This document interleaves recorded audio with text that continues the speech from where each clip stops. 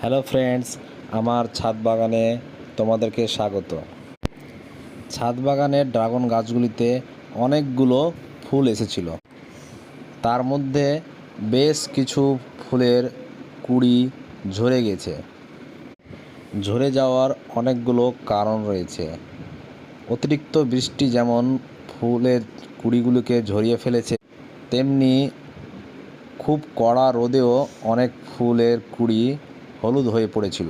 তবে সঠিক মতো পরিচর্যা করলে অনেক ফুলের কুঁড়িকে বাঁচিয়ে রাখা সম্ভব।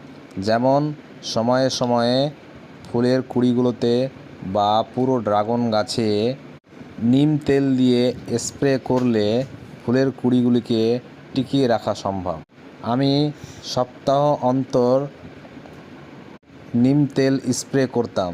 তার জন্য দেখো, আমার 40টা ফুলের মধ্যে প্রায় 30টা ফুলই বেঁচে রয়েছে। এছাড়া আমি সপ্তাহ অন্তর অন্তর ড্রাগন গাছগুলোতে বোরন এবং জিঙ্ক স্প্রে করতাম। তার জন্য ফুলগুলো খুব তরতাজা হয়ে রয়েছে এবং যে সমস্ত ফুলগুলো থেকে ফল সেট হবে, সেই ফলের আকারও অনেক বড় হবে এবং এর সাইজ অনেক বড় হবে। তাই আমি তোমাদেরকে বলবো, ধৈর্য হারালে হবে না। সঠিক সময়ে সঠিক পরিচর্যা করলে ফুল থেকে ফল সেট হবেই।